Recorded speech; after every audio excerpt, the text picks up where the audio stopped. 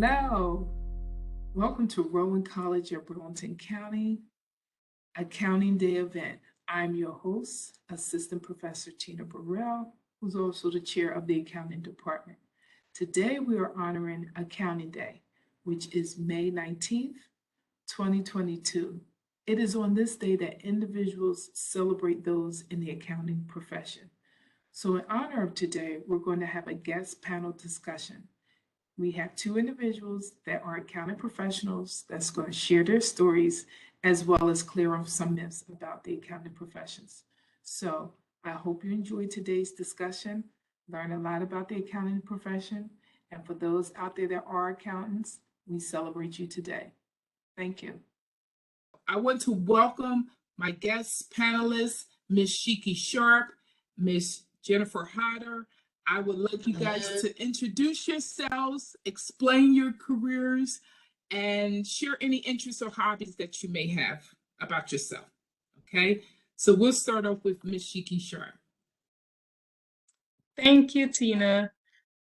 I'm Sheike Sharpe. I'm a CPA. I'm also a CFE, Certified Fraud Examiner.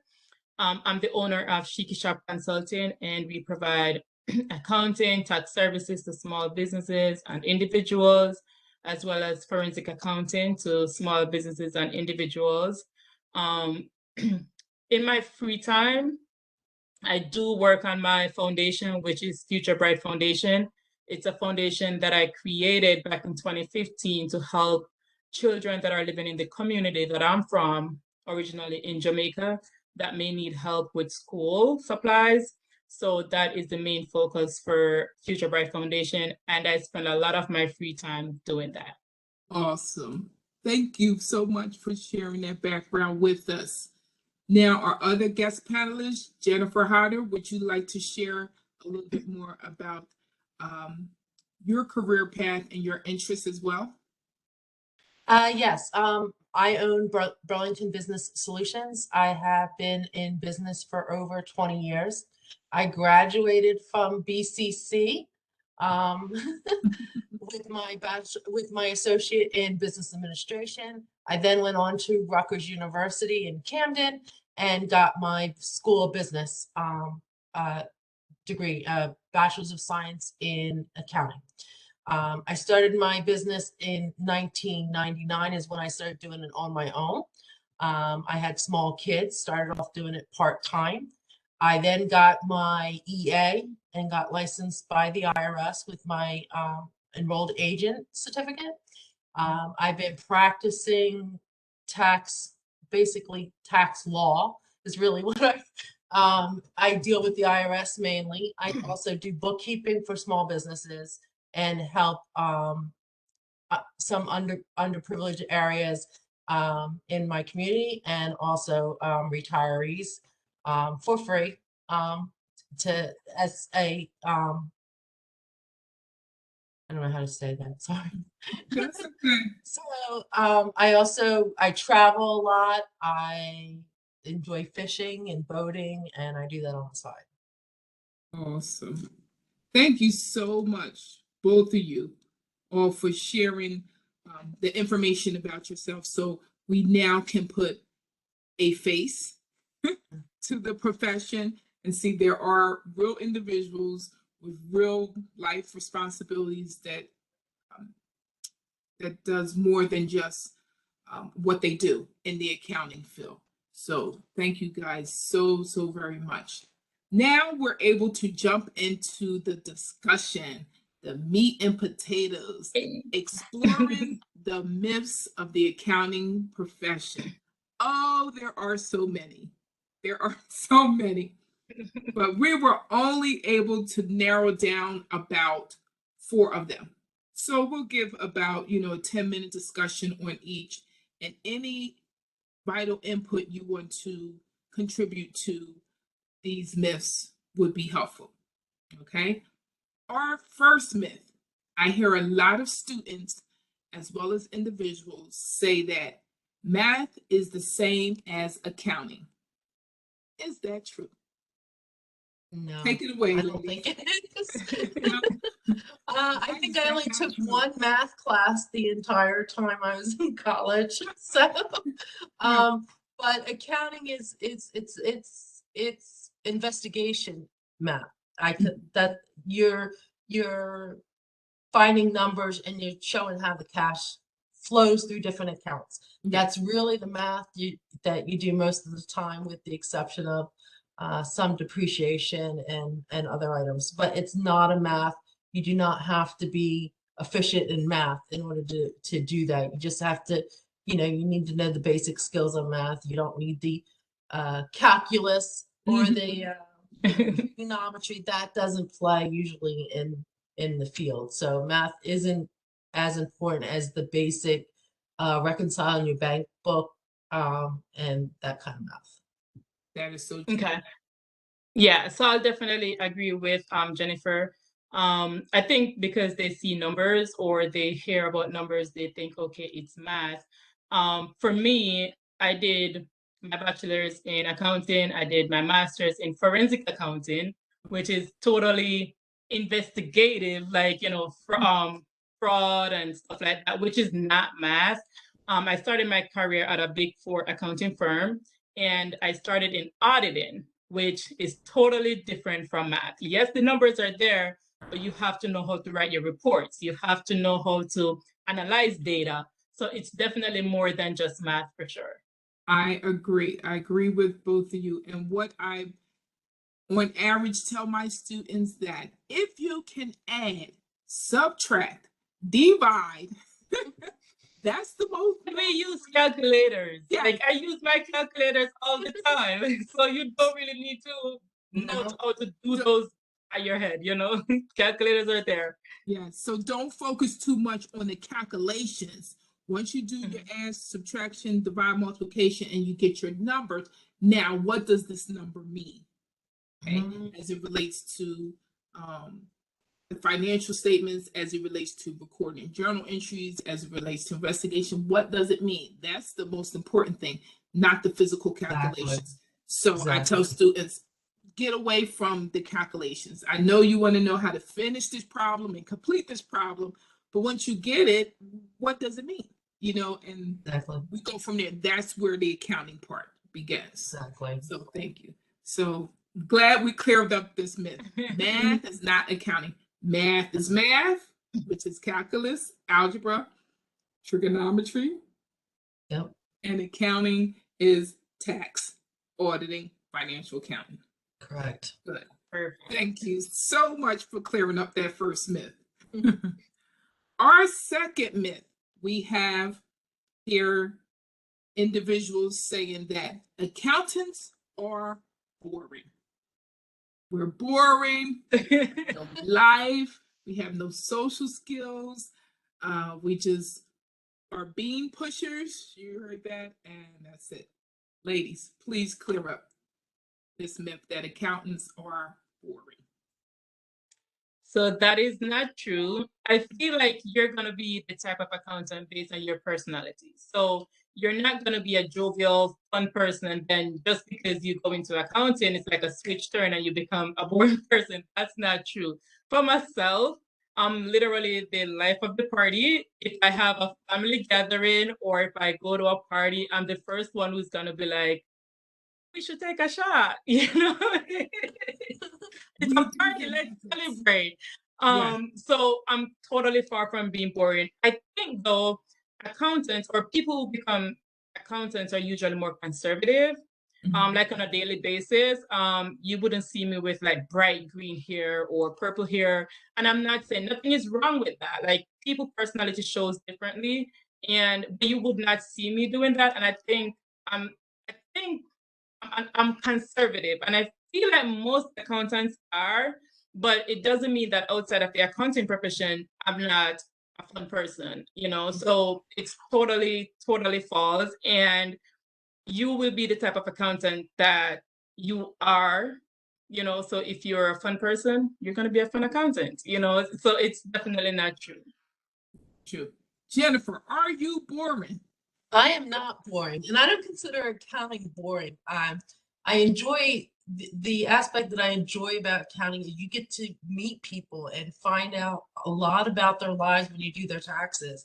And you know, you could become a psychologist sometimes when you're there. So, you You're know, but everything. it's meeting people, and I go out to dinner, and I always meet somebody. I went out on a cruise, and one of my clients was on the cruise boat, and they recognized me, not me recognizing them. So you get to meet a lot of people, and that's what I do like about accounting. So I don't think it's boring. I don't, you know, I still do everything that I used to do. You know, my kids think it's boring, but not me. My husband thinks it's boring. Yes, yes, and all the other family members, when they need someone, they come directly to you when it comes to Exactly. taxes and math Yes. questions. You are other than that, Exactly. they don't have any use for Yeah. anything like that. I agree. Accountants are not boring. We're people Mhm. too. We have lives just like everyone else, and we're kind of versatile because we are able to take our careers as an accountant and go many different individuals. You don't Exactly. have to just do tax or just do E- auditing. You could do financial. You can do something accountant related. Exactly. You could, in the accounting industry, you can become anything from a teacher to working for the FBI. I mean, there are Right. so many different aspects of accounting that people don't realize that there are. I mean, you can pretty much go anywhere. If you wanted to be an attorney but decided to do accounting, Yes. tax accounting is yours because that's what you're doing. You're pretty much acting, you have as an EA, I have the same abilities as an attorney to go in front of the IRS, you know, and fight for a case that I might think is correct to help my clients out. So you can be anything you want to be in accounting. Accounting is the starting of any type of business. You can be your own business. You can go into any type of business you want to, and accounting is your starting point. So. I totally agree. And Jennifer, that was the mindset when I was searching for my career when I was doing undergrad. And at the time, and we know college has evolved over times, and there's much more different majors now than where when I went Yeah. to school. But when you went into the avenue of business, it was either business or accounting. It just one of the two. Exactly. We didn't have all the other things. And so I just thought to myself, well, if I go and major in accounting, then no matter what opportunity I choose, I should be okay. Because like you said, I will have the foundations. And that has been true. So for going from operating in corporate accounting sector to now in higher education. Mhm. So definitely, it's not boring. It's not boring. Okay, now we move on to the third myth, which is majoring in accounting will limit my career options. That's a good one that leads us right into what we were discussing. That if students major in accounting, that limits their career options. Like that's all they can be. They can't be anything else. Let's clear that up for them.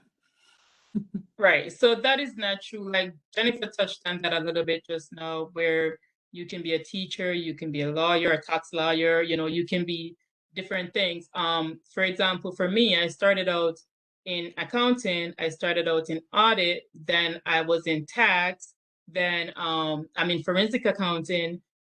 So it's so many different things or so many different pathway to in accounting. So when you become an accountant, like you said, you could teach accounting. I teach online classes as well. So I teach accounting. I do accounting and bookkeeping. I do forensic accounting for small businesses. So there's so many different paths. And Jennifer said she practices before IRS, EAs, CPAs. If something goes wrong with a client, we can go in front of IRS, and like she said, we can argue the case like a lawyer. Like we literally gonna be standing there and fighting for our clients just like a lawyer. And you can take another step. You can do a tax law degree, right? And then become a tax attorney. So there's so many pathways. Like I feel like accounting has the most pathways career-wise than any other major in colleges. I agree. So I worked in But before you get started, Jennifer, I just want to say, because my ultimate goal is to be a CNN commentator, an expert, you know, that they invite on CNN. Oh, yeah. That's the ultimate goal, but we're working towards that career goal right now. But go ahead. What were you saying? So what I was going to say was that I started in private industry. So basically I work for a lot of small private industries. I didn't go into the public accountant at the time. When I graduated, I got married and then had kids. So I wanted to be home. So I was able, it gave me that ability to be able to do that. But working in private industry is great because you get to do something different every day. So owning my own practice now, I work on 30 to 40 different companies. So I'm not doing the same thing, every day, like the same company every day.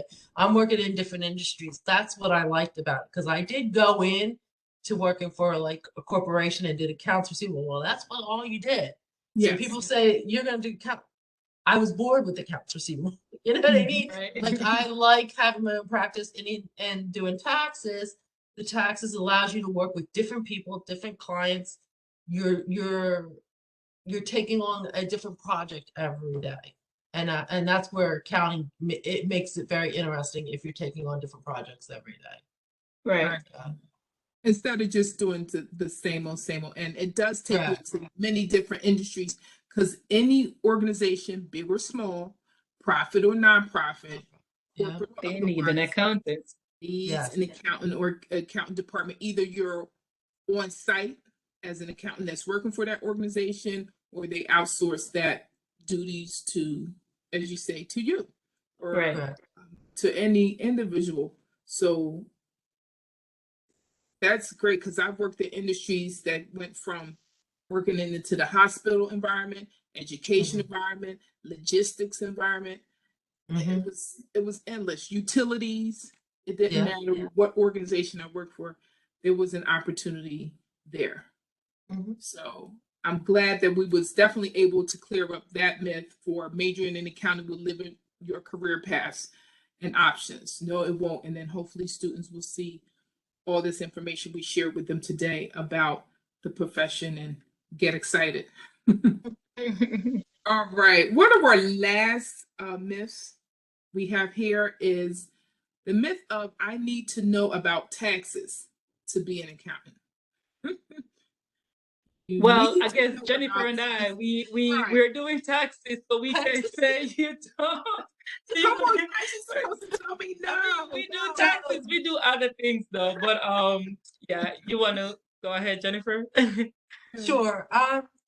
It helps to learn about taxes, but you don't have to know taxes. Usually, if you say you're doing the bookkeeping end of the bookkeeping end of it, they may have another tax person that does it. So you're just doing the bookkeeping end. So depending on what aspect you come in on, but accounting, when you get to payroll and sales tax, taxes are in there somewhere.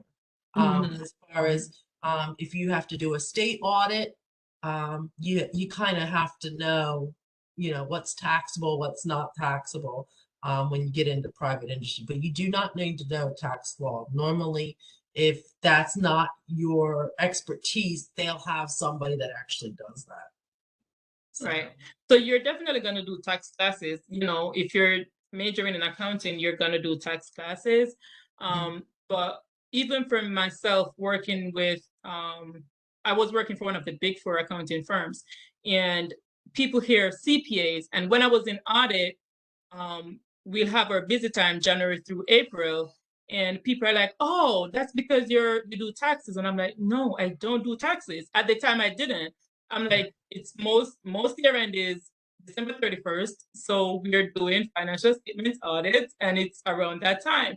We do have fiscal years as well, but so people automatically think, okay, you're doing taxes once you're a CPA. And I have CPA friends who actually reach out to me to do their taxes because they don't want to do their own taxes. I'm pretty sure they may be able to do it on some sites online, but it's not their thing. They're they're in mergers and acquisitions, they're in audits, they're in forensic accounting, they're in so many different sections of accounting where taxes are not their thing. They don't want to look at it, they don't want to touch it. So you don't have to know taxes. You will do some accounting tax classes for sure, but that is just to get the basics in. Like, you don't have to go the pathway at all. It's a rewarding pathway though if you want to, you know, but you don't have to. It is there because we know friends or family members that do taxes that are not accountants, that do not have an accounting degree, and they do fine with doing their own personal taxes if choose to be. Keeping up on tax law every year, yes, I believe is important because things change, presidents change, the government change. So keeping up on that information, you do need to know. And I believe you need to know some knowledge in taxes and some knowledge in auditing, because there's going to be someone that's going to ask you a question. And when they know that you're an accountant, they just shoot the questions like, okay, I got this tax concern, I got this audit concern, I got this, I got someone asked me about a trust.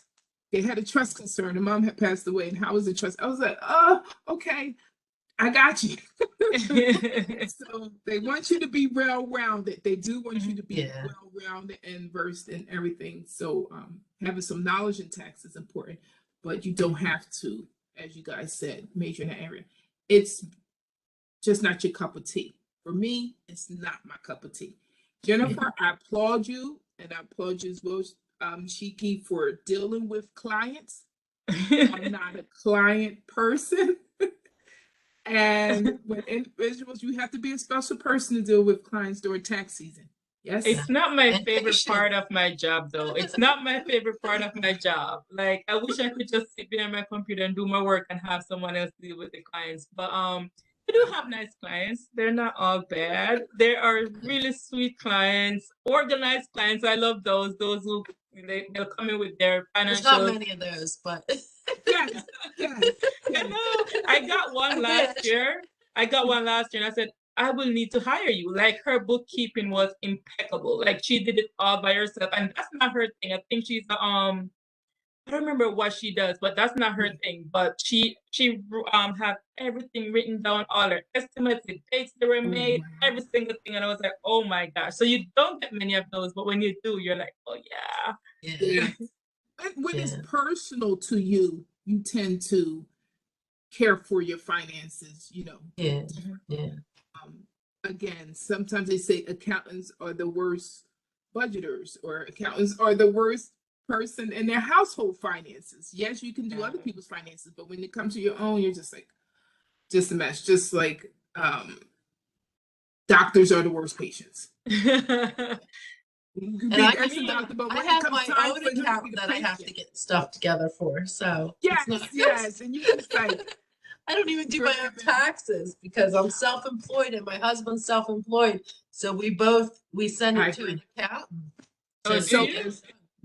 I do my own taxes. I'm very organized. I have my budget. My husband hates all of this because I have a budget and he can't go out of the budget. You know, so you stick with that. When it's tax time, I get my taxes done first. When it's time to make quarterly estimated payments, I pay mine first before working on my clients. Right. Yeah.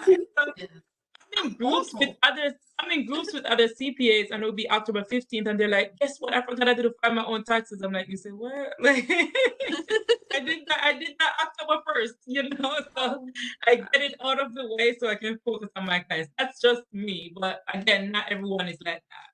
Yeah. Yes, not everyone. And I ship mine out. I'm like, I don't want to deal with it. I don't want to see it. I do, like you said, I do, if I have to make estimated payments, I am kind of trying to be responsible on that end because no one wants to owe the IRS. No. Right. Between the IRS and student loan, forget about it. You're shackled for a long time with no exceptions. They don't care. You can't give them any excuses. It is what it is. So Definitely. And I know that is a main concern, especially when it comes to small businesses, because small businesses do not have to follow those big accounting principles or how they record their transactions or have financial statements. Their main concern in small businesses is taxes. Right. That's it. What I have to do to pay my taxes, when do I Yeah. have to pay my taxes? And I don't want to pay that much. Exactly. Right. That's Yeah. the big question. You That's get the big those statement. type of I don't clients? want to pay as much as I did last year. Well, Yes. And don't make that much. yeah. Something about that. Last year I said to my husband when I was writing a check for my quarterly, and I said, I hate paying all this money. And he's like, that's a good thing, right? Because if you weren't making money, then you wouldn't need to be making this payment. So I use that on my clients all the time. My husband used it on me, and I started using it on my That's what I say. clients. Stop making money, and then we Yeah. don't have to pay any taxes. Yeah, and Right. you don't pay any taxes. That's true. And just think about it. If you get a refund and you just receiving back, you just paid a little bit more. But listen, this is how much I owe. This is how much I'm paying. That's it. Like, Yeah. let's just make it even. I don't Right. want to pay Yeah. any more than And I need unfortunately, to. everybody's life consists of taxes. So whether you go into accounting or not, you're gonna have to Yes. deal with taxes one day or another. So, Right. you know, to actually know it, you don't for accounting, you don't have to, but you need it for life, you know, even the bookkeeping end, it's all life practices that you have to learn. So Well, that's good. Since we're on taxes, and tax season will be coming up real shortly soon. Maybe some corporations quicker than individuals, and a lot of um, financial information in 2021 really affect what's going to come on up this tax season come May. What are some things that you saw this year that you may not have seen any other year that is going to have an impact on individuals filing their taxes? Because I know that I just can hear students, I can hear individuals in my head saying, hey, do I have to pay tax on this? Hey, what about the stimulus? Hey, all those questions. So I know we don't have time for it all, but some very important points that you want to get out there to individuals. Okay. Go ahead. It's fine. So I know you mentioned the stimulus which they had last year. So 2021 is not new. There was a third one, which we will pick up on 2021 taxes next year. So, if people receive those forms from the IRS saying, hey, you did receive this amount in stimulus, keep those forms and give them to your tax preparer, because a lot of times, which I found this past tax season, people said, hey, I didn't receive this money, or I only received this amount, and I filed their taxes, then their refund was reduced, and they're like, what happened? And then when I look, I'm like, because you said you didn't receive the stimulus check. I got a couple of those letters too. Yeah. I got a call last week. I was like, that is what she's like, but I never received the $600. I'm like, they probably mail it, you didn't get it, so we have to call IRS and figure that out. But keep all those notices that you receive from the IRS. I know a lot of people tend to throw stuff out. The other one is the advanced child tax credit that they're getting monthly. That's gonna create a mess as well. I'm seriously scared. Because I was hoping they would come up with a portal, because they need a portal that we could go in and look to see and what try they and did. look at it, Yes. right? Because there were Yeah. months that people got missed. People didn't get September, people didn't get October. So it's not like you can say, well, they have a child under 5, let me calculate it and see what they get, And so especially if they have children every other year for divorced people, that's gonna be a nightmare. that's gonna be a mess as well. Oh. Go ahead, Jennifer. What did you want to add about the taxes, stimulus to the child credit? They also have the last year the seniors didn't have to do the required minimum distributions from their IRAs. This year they're gonna have to do those this year too at 72. So Right. Okay, elaborate a little bit on that one, because my mom, she's a senior and she's my only tax client. And she is the reason why I only have one. Okay, so she's going to need to know this. So the required minimum distribution, basically they allowed them not to have to take it last year. They did not have to take the minimum distribution out of their IRAs. This year they moved the age up to 72 instead of 70 and a half, and they're required to take a minimum distribution at 72 now rather than 70. So depending on their age. But they are going to be required to take that, and they should have gotten notices from their financial institutions as of usually in January, as of what their required minimum distribution was as of 12/31 of 2020. Okay. And now my mom is retired, and she really shouldn't be filing at all because she doesn't get anything back. But I'm just trying to see if it's going to affect her or not. She's not 70. She's not 70 yet. So she doesn't take it yet then. Okay. Yeah. Okay. I don't want to hear any additional information in regards to No, and they're currently working on a bill, so we're waiting on that, and hopefully they don't do it March 24th on us again like they did last year. Right. That it was in the middle. They're like, okay. So years ago they weren't any tax changes they were supposed to have done by October 31st, but for the last, I would say, 6 years, they've been making changes like December 31st. And it's been very complicated because we can't tell people at this point, this is what the tax implication, well, this is what I know today. That's what I say to all my clients. This is what I know as of today. Yeah. I don't know what tomorrow brings. So that's true. That's how it was this tax season. It was like in the middle you could, what was it? Unemployment. That was a big one where they were taxing unemployment and they weren't taxing unemployment, and some states were agreeing with it, some states weren't doing it. And I was like, oh my goodness. So I had so many clients tax return. I was like, can we just wait until after this date before we file? I want to see what other states are doing. So I'm hoping they don't come with that this year. They make all the changes before the end of the year, or implement all the things they're implementing before the end of the year. That will be very helpful to us tax professionals. And they've been doing extensions the last 2 years, so I don't know what they're going to do this year, but us tax preparers like the extension, so I don't know if they'll continue it or not. Yes. Even if they went to the end of April, I think I would be okay. That extra 2 weeks helps. So for me, I don't like the extension. I want it to just be over. Right. Like I just want, it's April 15th. Let's just do it April 15th and we're done. Yeah. Don't extend it, because then you get people who they're gonna wait until the last minute, So I still held my clients last year, which some of them didn't like it. I was like, my cutoff date is this date, still up to April 15th. I still did a cutoff date. I'm like, I'm done. Like by May 1st, I was done. If you don't get it in, you're not getting done. So you have to create your own deadline date, because if not, they won't. And again, is that deadline date for everyone or just for those individuals that owe? Just for the individuals that, well, it's for everyone technically.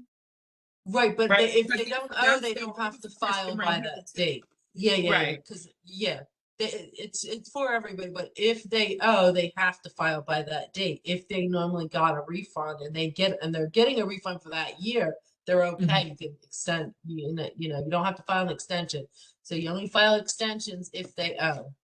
You do not have to file if they're getting a refund. Which is a little bit tricky too, because you file the extension, it's only an extension to file. You still need to pay by that date. So it can get a little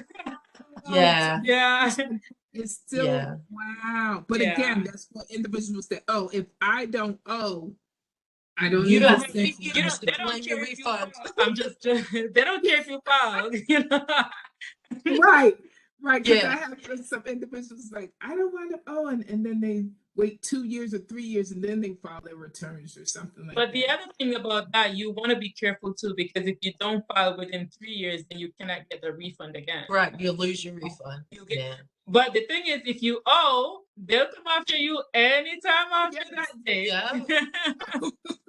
And the interest is piling up. I think they raised their rates to like 11%. Yeah. They charge, but if they owe you and you file late and get the refund late, you get interest from the IRS. You do. Right. So if you did get an interest, you want to, they're going to send you a 1099 interest Correct. form. You do want to hold on to that too. Never Yeah. throw out anything that you receive from IRS. With the Never. IRS. It Okay. doesn't matter what it says. Don't throw it out. Okay, I remember that. I remember that we're coming about. Oh, I know we can go on about taxes. I know we can go on about taxes, but I'm definitely appreciative for both of you for sharing that information about the taxes, because if nothing else, you know, individuals going to ask about that. So that kind of clear up some myths, which are awesome. I then want to open it up to you guys to share any information you want that students should know about the profession, about what you do. If you have any internship opportunities available that you would like to share, and any contact information you want to provide to the audience that will help them. So we'll start off with Jennifer. Any additional closing information you want to share? Sure. I do hire internships. I have at least 2 openings right now. My contact information is Hodder, BUBUSO at Comcast.net. They can send me their resume. It's only part-time, so it's only from January to April 15th. But we are looking for people to come in. The one thing about accounting is you must love it. You must like accounting. You must like what you do. I don't care what profession you guys go into, but if you like what you do, you will be successful all the time. But you really need to like what you do. So when you choose a profession, choose something you enjoy doing. I agree. And Jennifer, I just want to let you know, I have shared and passed information on to my students. If you have one that come across your desk, let me know that that was interested, and I constantly share it. And again, any information you would like for me to share with the students, because they're always looking for internship opportunities. Okay. Always. And especially in the accounting information. I do have some students that work tax at other organizations as well, so they do have tax experience too. Yeah, I think I got a couple from you this year already, so that's good. Nice. And the one that I have that stayed on, she was from you guys last year, so I did very good through RCBC. I will let you know that they were very good interns that I've gotten. They were very educated, more than what I've gone to other 4-year schools and did not get what I got out of RCBC. Nice. That's good. So I am really, happy. you guys are doing a great job. Good. Now, if you say that their instructor was Professor Tina Burrell, then I'll be even more excited. I don't know if they're happy or not, but we try to see what skills you guys are asking for in the workforce, and then provide that. So if you need, some bookkeeping, accounts receivable, accounts payable, taxes, reconciliations, then that's where we are on the first. Yeah, no, they're coming out really good. So I'm just letting you know. I'm very happy. Keep sending it. Okay. Sheike, would you like to share any information for students about your profession and your business? Yeah. So like we mentioned before, there are many pathways that you can take when it comes to accounting. You can become business owners like Jennifer and myself.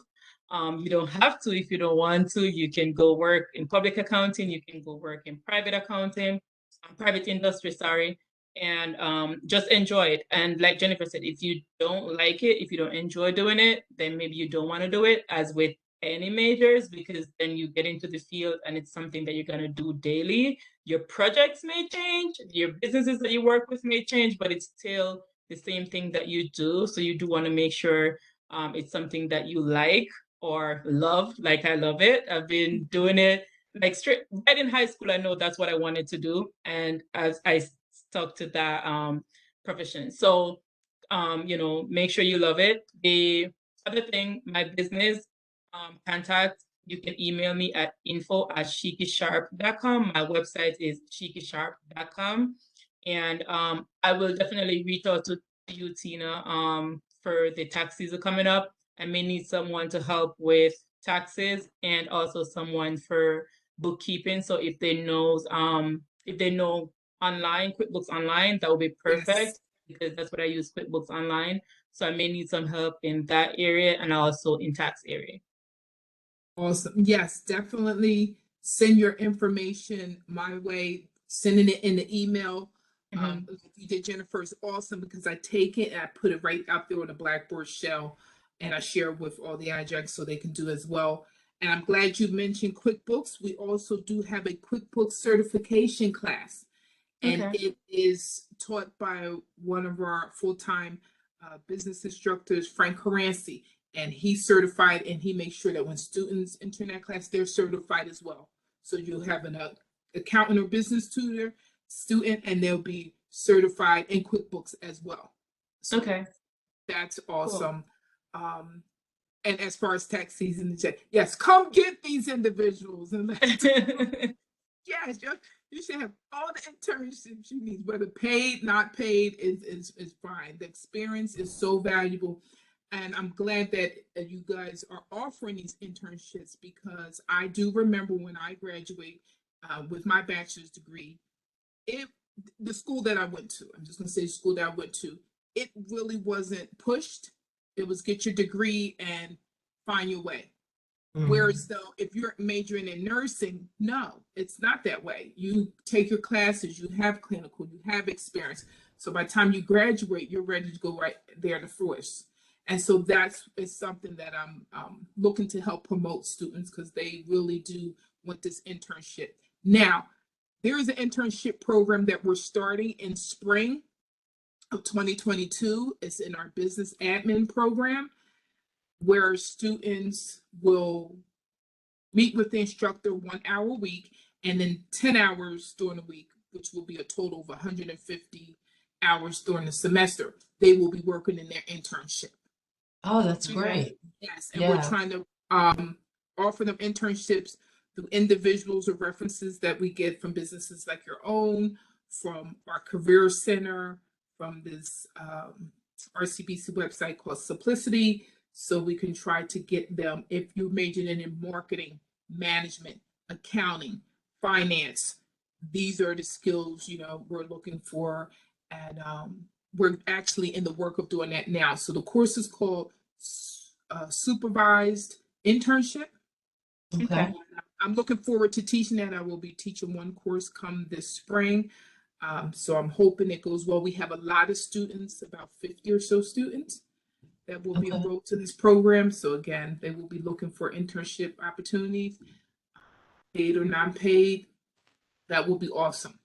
That will be awesome. And then that will give us an incentive to promote for those other students that come in those degree programs. Like, yes, we do have internships. Yes, come major in accounting, you will get the skills. Yeah, especially if they're getting credit for it. I think it makes, the hands-on stuff you cannot beat in a classroom. So the hands-on will really work for them. Yes, and it makes sense, especially when I'm teaching journal entries, or especially when I'm teaching reconciliations or balance sheet. You physically get to see it like, oh, and you see those students get it like this. Whereas though just in a classroom that doesn't have the hands-on, it's just like accounting is what? It's a whole other different language. What do you do? So it kind of makes my job more easier as well. Yeah. So, so I want to thank you both for joining me for this accounting day event. I want to honor both of you for being professional accountants in your fields. Thank you, thank you, thank you for all the work that you do, even if you're just behind the scenes. I know you're here. I know. Thanks for having us. You're welcome. Thank you. To recognize, and you're welcome to speak in my class if you choose to, or anytime. Another thing, I will definitely reach. Don't say that, Jennifer. Don't say that. It can't be during tax time though. Yeah, I know that's 15. not between this time. I know not to bother you guys, and I will not bother you guys at that time. So again, thank you so much for being guest panelists on my event for today. Very helpful, provide a lot of information. Students will be able to understand what accounting really entails, clear up some myths, and hopefully we'll see this as a good career path. Okay, so thank you guys both for joining. Thank you. Thank you for having us.